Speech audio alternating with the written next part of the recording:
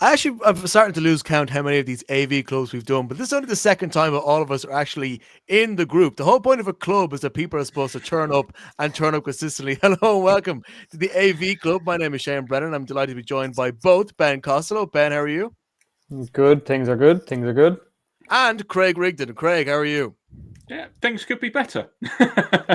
See, see, you come with the honesty. Ben is like, oh yeah, things are grand, even though his team lost at the weekend. But you've no problems sort of come straight in with that raw honesty because you're with Thursday night football coming ahead as well. I imagine this weekend is going to be good fun. Good fun if you're a masochist who likes to watch your own team be annihilated on a rebound. Well, a spoiler alert for our content for the week, by the way, the Thursday Night Football preview will be us three again. So we'll be talking about the Giants and the Eagles later on. But let's put that aside for this because there's a hell of a lot for us to get into tonight. I'm going to start off with the breaking news.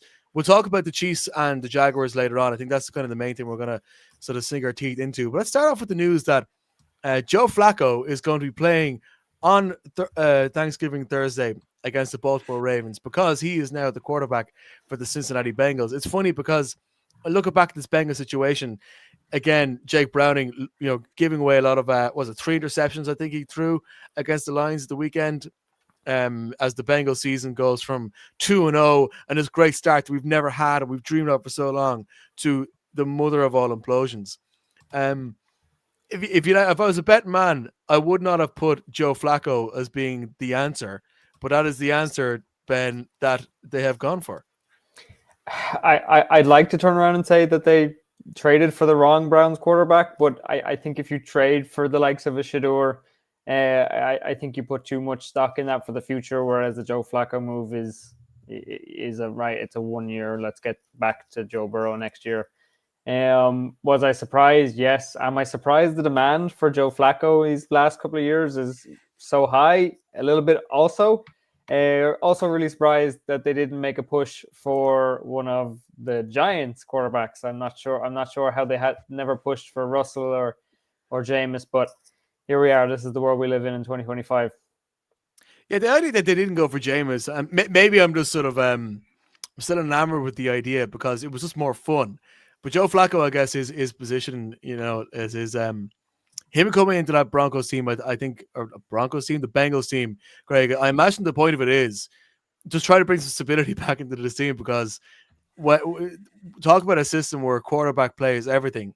Flacco, remember 2 years ago, we still managed to bring the Browns to the playoffs. So he's not, I know it was 2 years ago, and 2 years is a long time when you're a 40-plus-year-old quarterback, but, there might still be a bit of juice in there. There might be. He also has an offensive line that he might need to run around. Can Joe Flacco at 40 years old run around? That's the question. I was just bringing up the stats for Jake Browning and Joe Flacco, and I ordered the stats by interceptions thrown this season. Jake Browning is second with 8. Joe Flacco is third with 6. Are you just bringing in the exact same person who is slower? That's pretty much going to be my argument behind it. I mean, is Joe Flacco going to win you more games than Jake Browning is? The only advantage for Joe Flacco is the fact that he doesn't have to sit in a room with Shador Sanders anymore and doesn't have to teach 2 rookie quarterbacks. That's the advantage for Joe Flacco. He must be literally rubbing his hands together. He gets to go and appear on his 6th team, meaning that he adds another helmet to his collection at home, and he gets to go there in a less pressured situation. Doesn't have to worry about an annoying quarterback who just wants to try and teach him dance moves all the time, and another quarterback who wants to potentially learn from him when he couldn't give 2 shits really about teaching anyone. He said it a couple of years ago. I'm not here to teach rookie quarterbacks. So he's probably laughing. Whether it's the right move or not is another thing completely. I just think that behind that offensive line, he's going to take 5 to 10 years off of his life expectancy by just being pummeled into the floor. And that's just against the Steelers on Thursday Night Football next week. Never mind the actual whole season. He's probably going to lose like 5 years off his life then. I mean, it's such a weird one because from Joe Flacco's point of view, I completely get it because think about it. You're moving into a situation where you've got better wide receivers to throw to. Okay, there's a nice little positive. You move into a situation where you went to bed that night at 1-4 and you woke up at 2-3. It's a small margin to get to somewhere. He's continuing his AFC North journeyman life. Of course, that's playing for the Ravens for so long, and then bringing the Browns to the playoffs, and maybe he could do something with the Bengals. But I don't know, like it screams of desperation from the Bengals, and this is just what happens when you don't have any money to play with. You have to go with whoever from the quarterback carousel is not the most desirable person for you to go after, like Kirk Cousins probably would have been. So I don't know. It's such an unusual situation, but we're looking forward to seeing how that one plays out. A reminder, by the way, that the AV Club and our coverage on it is brought to you by the TapHouse in Bar and Kitchen in Ranelagh.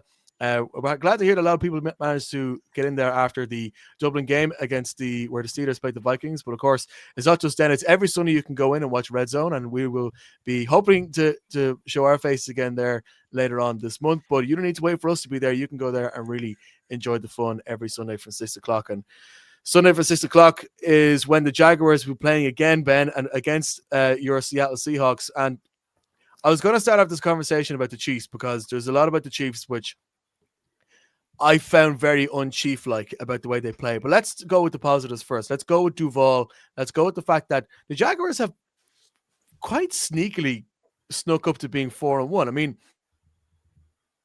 this is just the beauty of AFC football. You look at the wins. I mean, like they lost to the Bengals in the game that Joe Burrow got injured in a game they probably should have won. Really, I think Jags fans would probably sit back and think, there's a world where we're still the unbeaten team in the league. But you look at the victories they got against the Niners. Okay, didn't make a lot of noise, but they got the win. Didn't make a lot of noise, but they got the win. And the first week against the Panthers. But this game against the Chiefs. A few of these teams are coming out of the division or around the league are getting these big statement victories. And like there's a couple of really big time plays, not least from Trevor Lawrence getting the most entertaining weird scramble 1-yard touchdown rush you will ever see in your entire life. But I have to say, I'm starting to become really impressed by what I'm seeing in Jacksonville right now. I'm not going to lie. I've only seen the highlights of the game. There was a lot.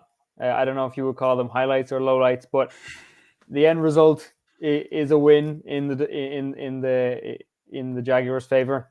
And yeah, as you said, they could quite easily be 5-0. You're a weird game against the Bengals away from being that 5-0. And as you said, quietly so. And I think that noise is going to get a lot more now that you put them on prime time and you watch Trevor Lawrence. I don't know if you saw the memes about him like molding into the logo of the old Jaguars logo, where he's like lying down on the ground, almost Jaguar-like. But these are the type of things that came across my timeline and work today, and gave me great joy. And look, for the Jaguars to be back and to be good, I think is good for the league. Weirdly so, trying to stay on the positive of the Jags more so than the negativity of the Chiefs. But yeah, to look ahead quickly against in a biased sort of way, we're now going to be looking at this game versus the Seahawks with a lot more intent. A 3-2 team with high expectations versus a 4-1 team that had virtually none about a week ago. So yeah, it's going to be an exciting matchup. Yeah, interesting as well. I think both of you guys are heading over to Wembley to see the play against the Rams, which is now turned into what people are expecting to be a sort of almost washout game, or a game that the Rams are going to come over and win fairly easily, to be a game between two teams that could potentially be trying to get themselves properly in a Super Bowl conversation. And Craig, what's really interesting about this is the fact that there was a lot of big defensive plays, not at least the Devin Lloyd 99-yard touchdown interception returns. I think was the longest in the league since 1941. I think I saw that floating around, that stat floating around somewhere. They're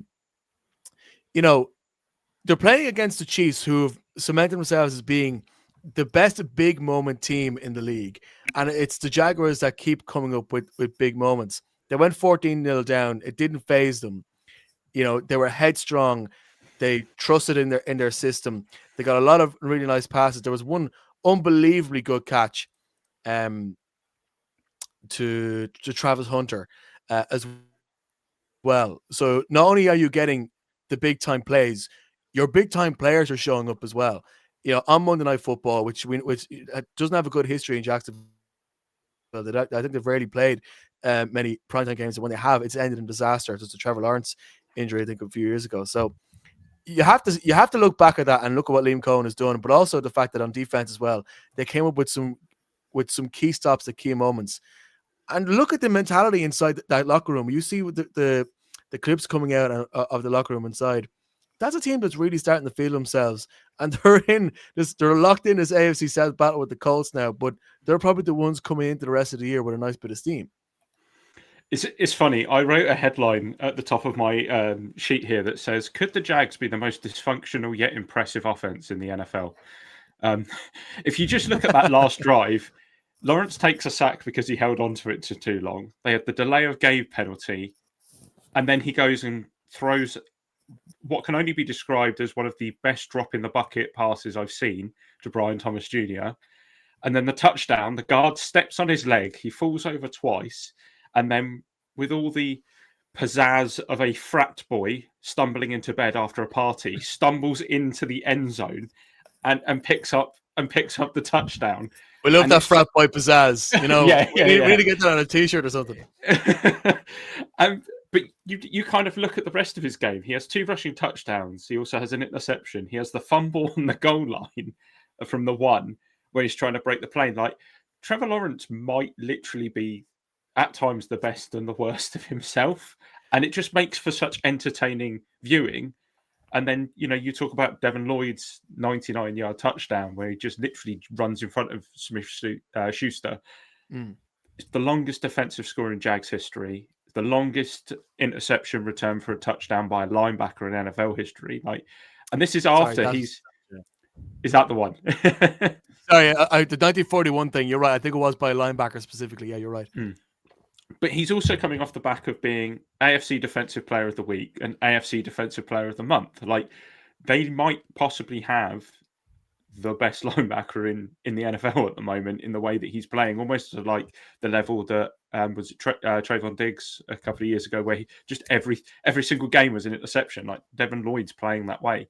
And the Jags are kind of changing the narrative. You know, it didn't start well with Liam Cohen's press conference that kind of maybe set him back a little bit. But they're showing a little bit of grit and a little bit of mantle that maybe we haven't seen from the Jags in recent years, and especially not that we saw last year at Wembley when we were there. But this is the mad thing about it, because you talk about Trevor Lawrence and that goal line spill, which I think was as he was coming over. Was it Chris Jones who managed to get the hand in? Nick Bolton, I think it was. It was Nick Bolton. You're right. And like you see that, and you're like, okay, Trevor Lawrence has found a way to pin it again. But what's different about this Jags team is the fact that you're not just relying on Trevor Lawrence to sort of come up with magic, almost Josh Allen style. The team is making plays. You're like, not only, you know, Brian Thomas Jr. managed to get plenty of room. Travis Etienne had to do a lot of legwork and had to do a lot of carries on design runs, as opposed to Trevor Lawrence. Some of his runs weren't designed. It just kind of happened. Like, you know, there is a greater spread of who's actually moving forward. It wasn't the case in the last couple of years, certainly in the last season and a half when Doug Peterson was in charge. And to not spend too long on this one game, but on the Chiefs side of things, you know, again, not having seen much of the game, but what you're seeing from the Chiefs is very un-Chiefs-like things, like Chris Jones not chasing after that final touchdown play and him kind of just being out of it, and the lack of energy, and as you said, big time ability that normally is there for the Chiefs wasn't last night. So that was very surprising on my end. I wouldn't quite be hitting the panic button like you are for the Ravens on the Chiefs, but I don't think they're too far off it, you know, as the rest of their division kind of starts to pick up some key wins. We'll talk about the Broncos in a second, but just like on the point of the Chiefs, right? And this is the weird thing, which is great me with the Chiefs, because what was the stat last year? There were 11-0 one-score games. They're now 0-3 in one-score games here. The reason I was pressing the panic button of the Ravens because the Chiefs wiped the floor with them, and I don't think the Chiefs are good enough to wipe the floor with anybody just yet. They still have the talent there. They're still the Chiefs. What's great with me is the fact that Mahomes is getting room, like they're getting yards. He's getting, his wide receivers are getting, like Tyquan Thornton only had 3 catches, got some nice return off. Xavier Worthy, getting some key first downs. Travis Kelce, being quite instrumental in a way that he hasn't necessarily been at other times of the year. And you just see this key moments and they're blowing it. Not least that interception, which of course caused a 99-yard touchdown. But there's a couple of other things as well, which I don't know. I trust the Chiefs to find it eventually, but how long do we get before they do find it? Because I remember saying that, like, in the last couple of years, been like, geez, the Chiefs can't keep getting away with all these one-score wins, and now they're not getting away with it. What's changed? It means that they're not getting away with it anymore. I don't know if it was just me, but watching this game, the Chiefs almost looked like they were casually just doing things, as opposed to sometimes when they look a little urgent and they look for that killer instinct. It kind of looked like, even with some of the runs and with some of the passing from Patrick Mahomes, it was kind of a little bit lackadaisical. And because of that, I don't know if that then translated into the penalties, because I think they had like 55 yards of offensive penalties that they had to overcome, which is why Mahomes looks like he's got 300 I think it's 18 yards or 320 yards of passing. But a lot of that is because they were just backed up by their offense, especially their offensive line, just consistently. I know they had I think Xavier Worthy had a unnecessary roughness penalty that was 15 yards, but I think all the other ones were on the offensive line. So I don't know. Maybe they just feel like after so many years of being able to breeze through that they can just casually roll over teams, and it's just not going to happen this year. Yeah, not to draw parallels with other sports, but it's a bit like Liverpool in the Premier League, who managed to always find ways to score goals in the 85th plus minute, and now they've lost 3 games in a row because they just can't do that anymore. Well, what happened to the rest of the fundamentals in the team that you're able to build up? I mean, we're not a million miles removed of the Chiefs. This Chiefs squad, we're probably worse wide receivers being able to dominate teams, and they're not dominating teams anymore. And another squad who aren't dominating teams are, of course, the reigning champion Philadelphia Eagles. We'll talk about the Eagles when we do our third review. But what's interesting about the Eagles, the fact that they let a Denver Broncos team come into their house and march up the field with this incredibly hard-headed comeback. And I know some people are panicking on the Eagles and saying, okay, they're 4-1, but they've been outgained by yards every game they've played so far. You look at the Broncos side of this one, and we're looking forward. Me and you, Craig, are going to see the Broncos playing against the Jets this coming Sunday in Tottenham. Looking forward to seeing that one. Looking forward to seeing Bo Nix and co in the flesh. What I like about this, though, is that Sean Payton, I think, is really starting to get into his team's head, that aggression is paramount in this league. And I'm not just saying that because they went for the 2-point conversion on what would have been a tying touchdown in the second half, but you see the fact that, even as I read today, that after the game they got the team bus to drive down Broad Street and see all the Eagles fans being pissed off right in the center of the city. We're like, this is our impact, guys. See them? That's a pissed off Eagles fan. That's you. You did that. And I'm looking forward to seeing how that mentality from Sean Payton really starts to build in, because again, the Broncos are sitting at 3-2. They could well be 4-1 were it not for what happened at the end of the Colts game a couple of weeks ago. I don't know, guys. I think you could talk about talent all you want, but I think mentality is important in this league, and the Broncos are showing the kind of mentality I want to see from a team who are trying to win their division for the first time in a long time. I don't think ugly winning is the most pretty thing to watch, as it kind of says, ugly winning.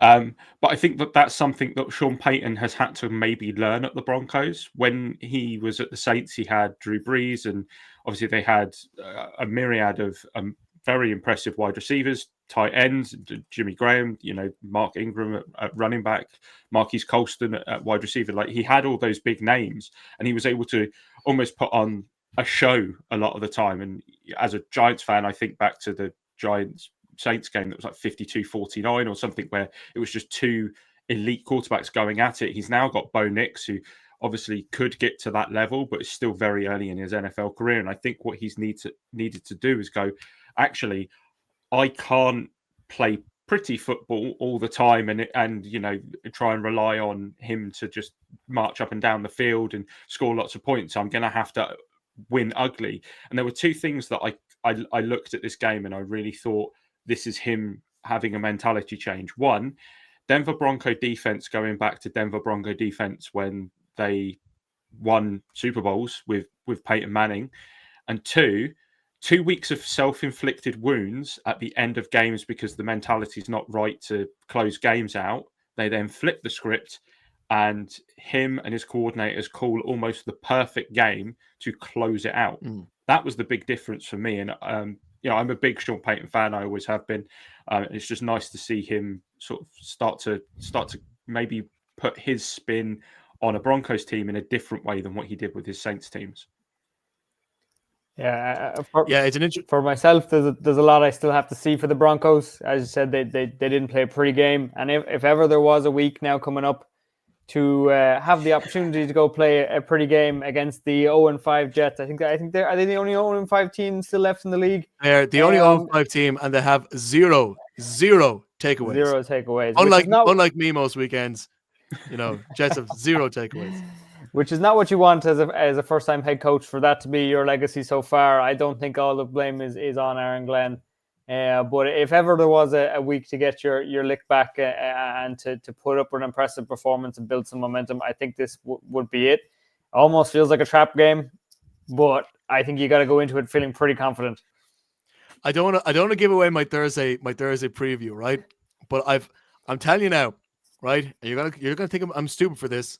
I'm picking the Jets to win this Sunday, right? I'm picking the Jets to beat the Broncos. As much as I like the mentality, right? I'm going on a mad one here because the NFL throws up mad stuff, right? I think the Jets actually landed today. We're recording this on Tuesday night. The Jets have landed really early in London this week. The Broncos, I think, are arriving tomorrow. And considering the Broncos coming off a Monday night game, a road game in Philadelphia, which is a very physical thing, and then have to fly to London where there are 2 extra time zones out of whack compared to the Jets, and I think they're flying over a day later. It's all there to be a trap game. I think maybe I'm dumb. Maybe I'm they got to win a game sometime. You see that with the Titans against Arizona. So I mean, it's quite possible. I see the logic. You mentioned the Titans against Arizona. Craig, have you seen this? I know you. I don't know if you were there, but myself, Kieran, and Ben were quite active in the group chat on Sunday night with the Cardinals. I shouldn't laugh because I've no skin in the game when it comes to the Titans and the Cardinals. I don't have any positive or negative opinions on either side. But when it happens to anybody that it's just. Have you seen it? Like, just the way that they collapse. It's one of those ones you go on like the NFL web, like YouTube page, and they have in all caps crazy ending. You never want to be in the bad end of the hashtag crazy ending. Yeah, I've seen the 2 plays I would say that are the most meme worthy for Arizona with the Mercado touchdown that was not a touchdown. I still think personally that is very close to breaking the plane. As much of an idiot as he is, especially 1 week removed from Adonai Mitchell doing the exact same bloody thing. Even if it was breaking the plane, right? If you managed to prove that it was over the line, I think as a matter of principle, for being a gobshite, no, you deserve to have those points scratched off. And if I was watching there, I'd be like, give the Titans a safety for that one. Okay, obviously there's nothing actual in the rules for that, but almost as a point of principle, just give the Titans 2 points because you're such a gobshite for not finishing and letting the ball go over. You're a player in the National Football League. Get over yourself.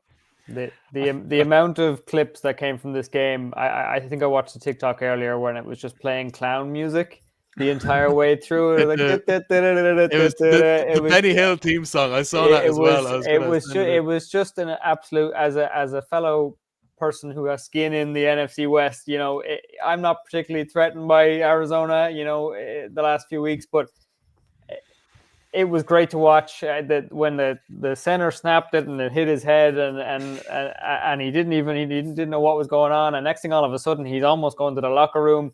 It was typical Cardinals. It was great to watch. You're sitting there thinking, there's no way they blow this. And then you're getting closer to midnight and all of a sudden the Titans are kicking game-winning field goals. And it's great. It's great TV. But it's amazing how quick the narrative changed in the NFL because you go into that game being like, what's Titans head coach name again? Brian Callahan? No. Yeah. Brian Callahan. Like he's ready for the sack. Then you're coming out of the game being like, Jonathan Gannon has to be fired now, right? It's what for his reaction on the sideline to the DeMarcado touchdown. I don't know if you seen that. Yeah. He pretty much punches him in the chest. he had to apologize at a team meeting today. I think I saw Adam Schefter on Instagram and Jonathan Gannon, and I went, yes, this is it. And then I read underneath it, and it was like, oh, Jonathan Gannon has apologized for the way he reacted. And I went, oh, I really thought this was the first. Bill Parcells wouldn't have apologized, nor Bill Belichick either. You know, I don't think he should have. You know, it cost him the game. As you said, it could have gone either way, and it's the way you look at it on the camera. Some people think it did or didn't. You know, and at the time it was 21-6. Didn't look all that bad, but it was a complete turning point for that game. That game would have been put away had they not done it. So yeah. Great stuff. Great. Were you saying earlier, by the way, Craig, that there's some sort of that's the teams who are sort of mentioned in this forum of the AV Club managed to sort of get like a reverse the curse or something like that? Well, I'm clinging. I might be grasping at straws here because we did badmouth the Jets last week and they did absolutely nothing. However, the Titans, we went in on the Titans last week and I listed off about 5 different aspects that Cam Ward was last in out of every quarterback drafted since 2000 at number 1. And then he got 265 yards and kind of upped his game a little bit. So I'm just saying maybe what we need to do, you know, if listeners want to feed us their teams, we might be able to just break one curse per week. Yeah, I was gonna say we have one per week. We couldn't do the Titans and the Jets. Like if we did that, you'd be called St. Craig of Reading. You know, like we can't be doing. I don't doing mad stuff. Like I like. Go on, Ben. Who's next on the chopping block? You think that we could save by going in on? You can't call me out like this. I've seen a YouTuber I watched. I don't know if anyone watched That Good Sports or Brandon Perner. He's got a curse wheel and he spins it every week, and it's annoyingly accurate. And you're sitting there going, "There's no way." And next thing, it comes back around. I think he got the Packers a few weeks ago with the Browns loss, and it was. I think this is kind of something similar. So interesting. We might keep track of that now going forward. But so hence why I spoke very positively about the Jags this week. Okay. So that's the old carry man trick. Yera. Cork might beat us in the final. By the way, guys, how early is too early to start looking at playoff seedings? Is it too early? It does feel like the NFL is very seesawed at the moment. Like the bottom half is very bad and the top half looks very good. You know, from a personal perspective, as a Giants fan, I'm already looking at draft order. We have the 8th already. Yeah. So it's an October thing with New York teams. Just just go with it. But September for the Jets. Yeah, but we have we're 1-4 and have the 8th overall pick because of our strength of schedule. So that tells you that there are 7 teams who are either on 1-4 or 0-5 who are worse than the Giants at the moment. So I don't think it's too early ever to look at playoff seedings. Well, okay, but who's not to venture too far from that? But did you not trade that pick to the Rams? No. Oh, did we not? Did you not trade a first-round pick to get back in and get Jackson Dart? No, my apologies. If I might be quite wrong with it, my apologies. I wish that was the case. My bad. I think it was. This year's 2nd and next year's 3rd, I believe. My apologies. We still have it, and I can't wait to take an offensive tackle. It's the first week of October. We're in a draft talk. What the hell is wrong with this? This is ridiculous. I don't want to know. We can't even properly look at the quarterbacks because Arch Manning is crap. So that's every mock draft from 3 months ago thrown out the window. Anyway, Shane, you were going somewhere with this before we derailed. Go on, and who's the number 1 seed in each divisional in each of the 2 conferences right now? Who do you think is the number 1 seed? Based on strength of schedule and record and stuff like that, but obviously both 4-1 teams. Colts. Colts is correct. Daniel Jones and the Colts. Daniel Jones and the Colts. Indiana Jones, as he's now known, apparently. If you had said to me at the start of the season that the Bills, the Jags, and the Colts would be 4-1 and all fighting for that top spot, I would have laughed at you and moved on. The guy's saying, like, as we're sitting here, the Jags are the 5th seed, the Patriots are the 7th seed playing at the Buffalo Bills. I'll talk about that game in 2 seconds. On the NFC side of things, the Eagles are the top seed for what it's worth. Ready Eagles fans who are panicking, you know, because I don't know why. I was reading a lot of Philadelphia media today, and they're already, like, the lost are already very much in panic mode. And then I listened to Florio today, and he's like, "What's going on? There's, you know, the offense can't get going. What the hell? Is it time to panic?" I'm like, they've lost one game. Yeah, they're the Super Bowl champions. They've lost one game. We were panicking this time last year, and they won the Super Bowl. So, but yeah, that's just Philly in a nutshell. I think, to be honest with you, I think they're looking for a reaon to overreact. They were too happy; they didn't know what to do with themselves. So now they're going to come back down to earth. Too happy. Watch the baseball. The Phillies are losing, lost a dumb one to the Dodgers last night. I don't, not that any non-baseball fans would know that, but here's my final point anyway. And before we wrap up and start moving our personal focus to week 6 is, I was quite delighted as I was on the Lewis coming home today, to tune into last night's broadcast when the flowers were directed towards me for picking the Sunday Night Football result correctly. One that was slightly hard overhead, but I will take credit for nonetheless, as the New England Patriots defeated the Buffalo Bills. Brian made the point, it's a very good point, and I think most of them did, that this is probably like this. As much as the Patriots are smelling themselves right now, this was not a good Bills performance. This is not a Bills performance that we expect from them. This is not a performance that we expect from a team who are gunning for a Super Bowl place. But I think a lot of people in Patriots Nation are feeling quite good right now, and I'm letting you guys come in to sort of check me on this. Obviously, Stephon Diggs. Can we ever expect Stephon Diggs to play that good again in a Patriots uniform? Because it's quite clear that he was very emotionally driven. But not only that, I mean, some of the passes, some of the plays he made were impressive. There were a lot of them were sort of big chunk plays. He ended up getting 10 receptions for 146 yards.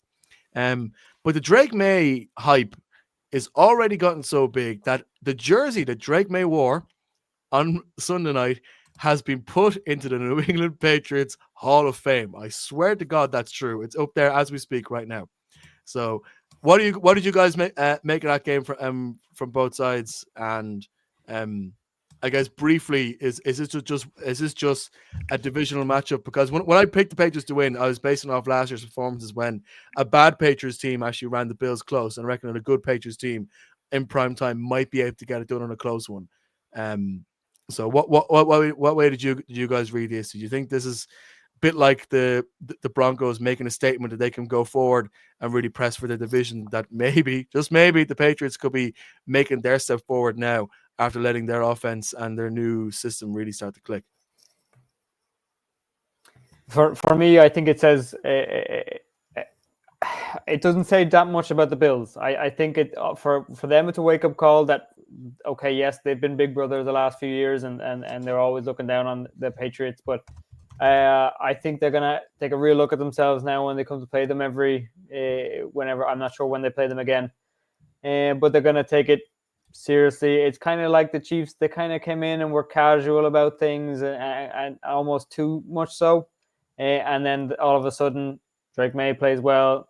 Stephon Diggs starts popping off, and by the time they realize and think, okay, we gotta get our heads in the game, the game's over. So it was a great performance. Absolutely, I think there's nothing bad you could say about Drake May these last few weeks. If ever there was confidence in that you guys made the right draft pick when you did, I think that's there.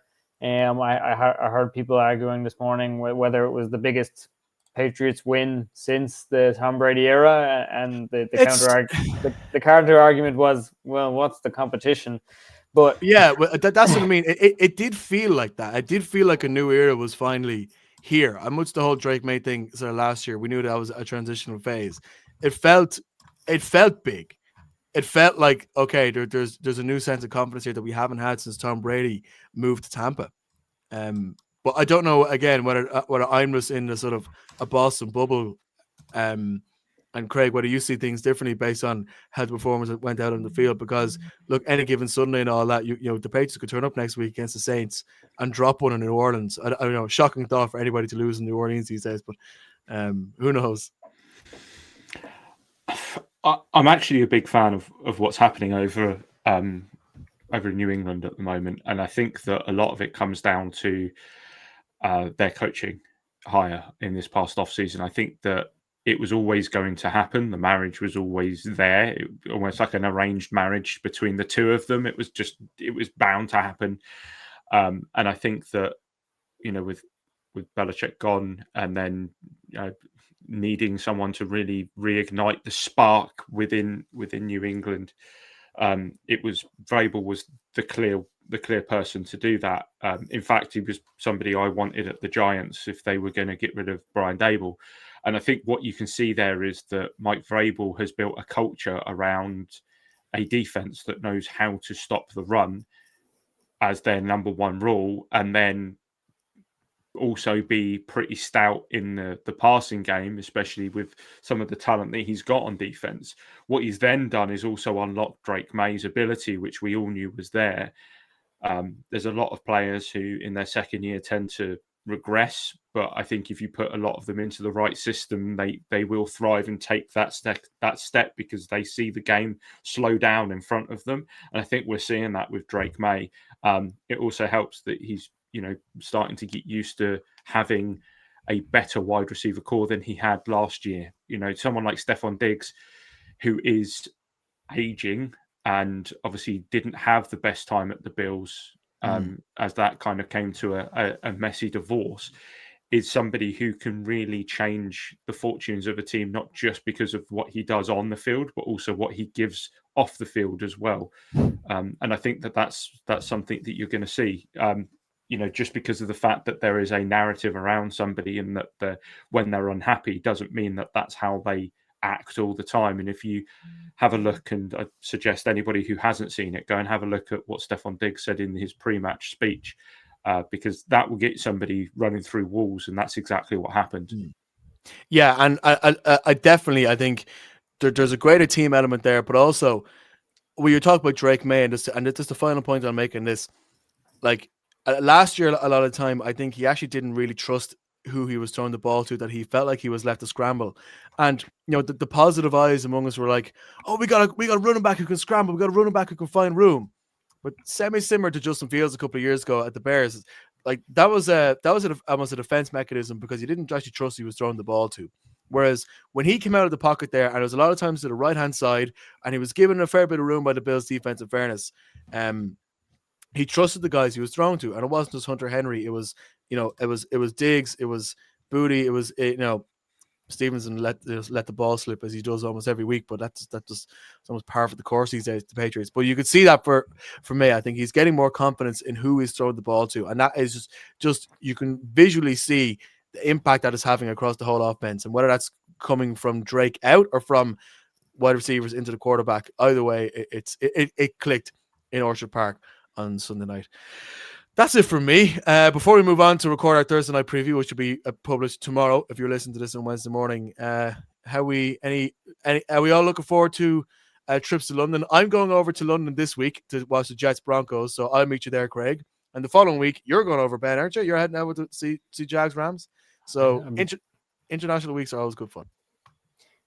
Yeah, a couple of good games. I think you look at Jags Rams now with a lot more importance. Jets Broncos, as I said, it's going to be more there for the Broncos to come in and say whatever they have to say to the league. But yeah, a couple of great games. Even a surprising one this week in Browns Vikings. I know you guys talked a lot about it on the Monday show, but yeah, I think that the NFL is putting on great displays from week to week, and hopefully that continues even into Berlin and Madrid. Yeah, very much so. All right, guys, that's it for this week's AV Club. We will hopefully all be with you again next week. We're going to start going with the 3-man. You know, with having all of us available for now until the next thing comes that eventually one of us isn't free. But for now, thank you very much for listening to the Irish NFL Show.